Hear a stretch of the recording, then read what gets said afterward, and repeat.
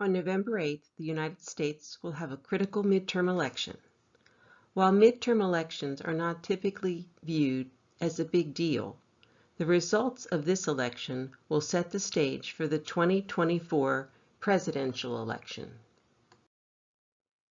The United States and the rest of the world has been on a rapid downhill slide for the past few years. There are so many issues, many self-created, that have materialized during that time.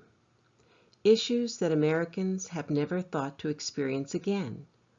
Food shortages, astronomical gas prices, double-digit inflation, increased housing costs, open borders, indoctrination of our nation's youth, unfettered crime, and the corruption of our medical, pharmaceutical, educational, and governmental systems. The odds of all these system breakdowns happening simultaneously seems a bit too incredulous to believe. Historically, mighty nations have fallen before. America seems on the brink of such an occurrence. Let's take a look at what the stars are saying. The election day chart is basically a transit chart cast for a specific time. For the November 8th general election, the location is Washington, D.C., the U.S. capital. The first polls open in the state of Maine at 6 a.m., so that is the time used for this chart. This type of transit chart is also called an event chart because it marks a specific event in time. We'll be examining all of these charts using mundane astrology. Mundane astrology is geopolitical astrology. A mundane analysis is like a transit analysis for a natal chart, but with a shift in meanings for the mundane issues being considered. Mundane astrology interprets the planets, signs, and houses slightly differently than a traditional natal analysis. Before looking at the impact of this event chart against the U.S. chart, let's unpack the 2022 election chart in more detail. What is immediately apparent in looking at this chart is the opposition between the Sun and the Moon. Normally, this would indicate a full moon chart, but since the lunar nodes are so close to the luminaries, this is actually the chart of a lunar eclipse. In fact, the exact opposition between the Sun and the Moon occurs at 6:02 a.m. So essentially, the election day chart is the eclipse chart. There are two types of eclipses, lunar and solar. An eclipse caused by an opposition is a lunar eclipse. As the conjunction at the new moon creates new beginnings, the opposition at the full moon is synonymous with closure and endings. With the lunar nodes adding a karmic nature to the picture, lunar eclipses bring fated endings, breakdowns, or breakthroughs. Eclipses in fixed signs, in this case Taurus and Scorpio, will have a lasting effect. Historically, from a mundane astrology perspective, eclipses have been regarded negatively, indicating a crisis such as war or famine. Today, eclipses are looked at from the perspective of the houses involved. The houses will indicate which matters will be impacted. In this case, the 1st and 7th houses. Planets within 5 degrees or in opposition will color the nature of the event. Eclipses are destined or karmic events that were meant to happen. That is the predominant energy of this election day chart. Destiny is coming. It was written in the stars. As if the lunar eclipse wasn't dramatic enough, there is a stellium of planets in Scorpio conjunct the Sun, opposing a very strong conjunction between the Moon and Uranus. Let's look at those energies a bit more deeply. The Sun in Scorpio is in the 1st house and is conjunct Mercury, Venus, and the South Node. The nature of Scorpio energy is secretive, intense, powerful, and controlling. Unpacking the planets and nodes involved in the stellium, you have the Sun representing the nation's executive. Mercury represents the country's communication and transportation networks and public education systems. Venus represents the arts, entertainment, and the social, cultural values of the nation. And the South Node represents karmic actions from the past. In a mundane chart, the first house represents the nation, its capital, and the Constitution. It also represents the population and the attitudes of the people. The moon in Taurus is conjunct Uranus in the North Node. The moon represents the emotional state of the country and its people. Taurus energy is practical, avoids change, is reliable, and seeks security. The moon is exalted in Taurus, which gives it more strength.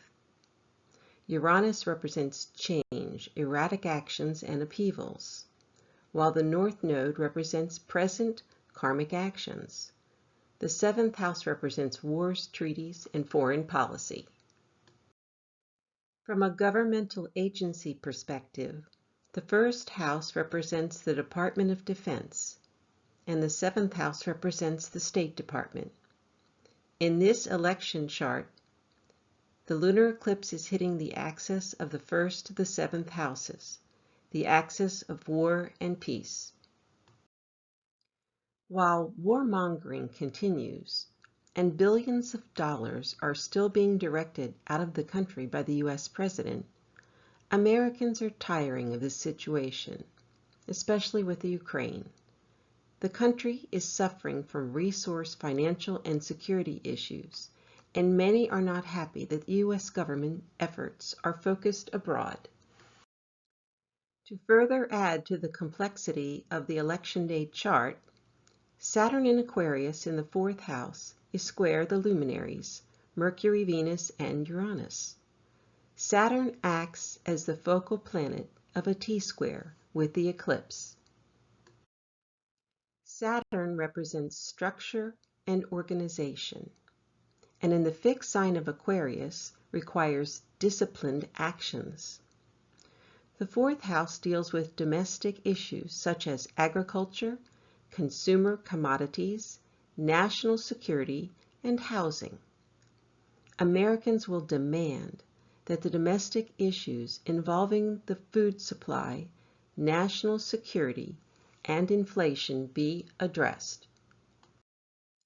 Before we talk about the bi-wheel with the US Natal Chart, let's take a quick look at how the 2022 general election will impact Joe Biden. Biden's natal chart will be in the inner wheel, and the election day event chart will be wrapped around it in the outer wheel. The current leader of the United States, President Joe Biden, has the support of the communications media and the film and entertainment industry. Biden has 3 personal planets, the Sun, Mercury, and Venus, in Scorpio in the 12th house in his natal chart. Mars in Scorpio is in the 11th house, conjunct his 12th house cusp.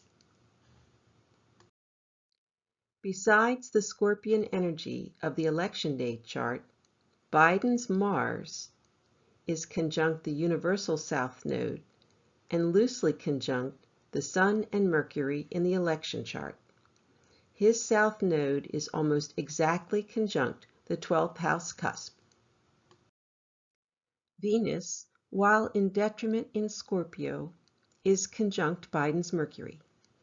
Regardless of how the Congress is impacted by the 2022 election, President Biden will remain in office. He will continue to push his previous policies regardless of the outcome with Congress. As wars continue to break out around the globe, the lack of American leadership and military strength will become more and more obvious to our enemies. While the president will be supported through the midterms, he will be opposed by public opinion and the uncertainty and fears of the American people. In particular, the American people will grow more unhappy with the lack of safety and security on the home front when billions in aid and support are being sent abroad. Unexpected events will force a restructuring of our foreign policy to establish a new balance for U.S. relationships with other countries.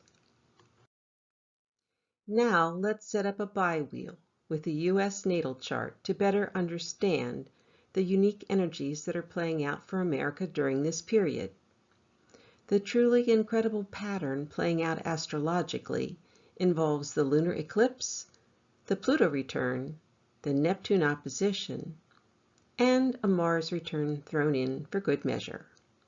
No matter how it works out, this upcoming election should be one for the history books. This bi-wheel shows the US natal chart in the center wheel. The Sibly is the most commonly used natal chart for the United States. The Sibly horoscope is the first known exact astrological record of the American Declaration of Independence. It first appeared in an engraving titled Revolution of America in Ebenezer Sibly's New and Complete Illustration of the Occult Sciences, published in 1784. According to this oldest known astrological record, the signing of the Declaration of Independence was completed at 5:10 p.m. local time on the 4th of July, 1776, in Philadelphia, with an ascendant of 12 degrees Sagittarius, 21 minutes. Wrapped around the outside in the second wheel is the election chart from November 8th that we discussed previously. The November 2022 midterm election is one of the most significant mundane events to occur this year. This election day falls on a lunar eclipse. Not only are they the same day, but the eclipse occurs at 6:02 a.m., and the election day chart and the first polls open at 6 a.m. So essentially, the eclipse chart is the election chart for the country. Now, let's take a deeper look at how the election day energies impact the US natal chart. The first thing you'll notice is that there is a stellium of transiting planets in Scorpio in the 11th house. And the 11th house represents the Congress, and specifically the political party in power. Directly opposing the Sun is the Moon in Taurus conjunct Uranus. The Moon is exalted in Taurus, so it is strong and comfortable in this sign. The Moon represents the emotional state of the people, but women in particular. Since Uranus is exactly conjunct the Moon and opposes the Sun on this full lunar eclipse, the people want a change in Congress. More specifically, in this case, the 5th house represents offspring, mothers fighting for their children. The lunar nodes indicate the karmic direction of the country. The North Node is in Taurus, which will push the country from a constant state of transformation towards more stability. Eclipses occur when the Sun and the Moon are near the nodes, which gives eclipses more impact. Historically, this has not augured well for the outcome around that time, especially in the Congress, which is represented by the 11th house, where the party in power will feel the brunt of the Scorpion South Node, which deals with past karma. But the trine and sextile to the nodes by the natal Sun will soften the impact to the U.S. President. We previously discussed the impact of the Saturn T-square to the eclipse in the event chart. Let's take a quick look at the position of the transiting Saturn to the U.S. natal chart. In the bi-wheel chart with the U.S. Sibly, Saturn in Aquarius is now in the 2nd house and is squared the luminaries, Mercury, Venus, and Uranus. Saturn is the focal planet of a T-square with the eclipse. Saturn represents structure and organization, and in the fixed sign of Aquarius, requires disciplined actions. The second house deals with finances, the assets of the people, banking systems, capitalism, cash flow, costs, currency, price stability, the U.S. Treasury, wages, and wealth. So an element of financial stress will be added to the mixture. It is important to note that the U.S. dollar is the reserve currency that the world depends upon. That important role in the world of finance is being threatened by Russia and China. Mars in Gemini in the seventh house is favorably trine Saturn. Mars in Gemini gives a lightning-quick mental energy from the house of foreign affairs. The rest of the world will be actively engaged in how the U.S. financial systems play out, and the fate of the dollar being the reserve currency for the world. The Pluto returns occur in 2022 on February 20th, July 11th, and December 28th. One final near miss by 21 minutes will occur on October 15th, 2023, before Pluto finally moves on. During this period, the effects of the Pluto return will be felt. Then it will be hundreds of years before the next occurrence. Since Pluto returns take 247 odd years to occur, this is the first Pluto return sequence that the United States has ever experienced. In a mundane chart, Pluto signifies the power of the masses. It has to do with regeneration and transformation. The higher vibration of Pluto will show areas where improvements and better organizations can come about. The lower vibration can indicate social upheavals, power struggles, terrorism, or corruption. The US natal Pluto at 27 degrees Capricorn will experience his historic conjunction when the transiting Pluto directly hits 27 degrees Capricorn. This means Pluto will be returning to the exact position in the zodiac where it was on July 4th, 1776.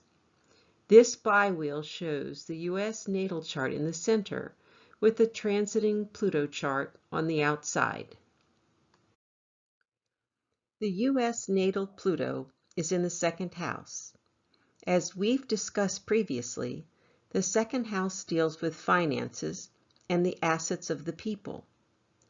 With the high inflation rate and the volatility of the financial markets, there is a growing sentiment amongst the people that much of the troubles we're encountering today deal with a planned redistribution of wealth. How much of the behaviors associated with big tech, big pharma, the World Economic Forum, China, and George Soros are really about taking control of the people's money? The Pluto return is going to bring about a revolution of sorts. It seems that whatever direction was set for this country back on July 4th, 1776, is going to be revisited. When the country was founded, Americans were rebelling against taxation without representation. It was all about money and control then, and it's all about money and control now. As it is in favorable aspect, the cosmic conjunction of natal Pluto with transiting Pluto offers us the unique opportunity to fight to get our country back. Only this war will be fought using information more than guns. An historic opposition is being experienced by the US natal Neptune at 22 degrees Virgo when the transiting Neptune reaches 22 degrees Pisces. Since Neptune oppositions take approximately 165 years to occur, the United States has only experienced a Neptune return sequence once before. The last time that this occurred was on January 4th, 1859, right before the Civil War. In 2021 and 2022, The US Natal Chart is experiencing a series of Neptune oppositions for the second time in history. It occurred twice in 2021, on May 1st and August 21st, and then on March 1st in 2022. The last near conjunction will occur on December 3rd in 2022. The next Neptune opposition that will occur after that is in 2185. The Neptune opposition, illustrated by this biwheel, shows the US Natal Chart in the center and the Neptune transit chart on the outside. The US Neptune in the Sibly chart falls in the 9th house. In a mundane chart, the 9th house deals with the judicial system, the law, the Supreme Court, foreign affairs, borders and immigration, interstate commerce, international trade, universities, political propaganda, and social change. When the transiting Neptune is in a challenging position, such as an opposition, it represents confusion and deception in these areas. With the third house tools of communications and media, the opposing Neptune has spread disinformation and outright deception regarding the areas that the 9th house represents. Many would argue that the propaganda being spread, along with the censorship of other opinions, is the greatest challenge facing our country today. The US natal Mars at 21 degrees Gemini, 23 minutes, is loosely conjunct the election day Mars at 25 degrees Gemini, 2 minutes. The exact conjunctions occur on October 4th and November 23rd. Mars in Gemini is intellectual energy in the house of foreign affairs, a war of information, intelligence, and propaganda. The excessive energy from a Mars-Mars transit in the house of foreign affairs can either be used for aggressive but successful negotiations or destructively with arguments and verbal hostilities that can escalate. US natal Mars conjunct the election day Mars is a volatile cocktail of energies. There is a positive aspect to the Mars return to temper this potentially destructive energy. The US natal moon in Aquarius in the third house of communications is trine the election day Mars. Moon trine Mars indicates that the American people will stand their ground and their voices will be heard.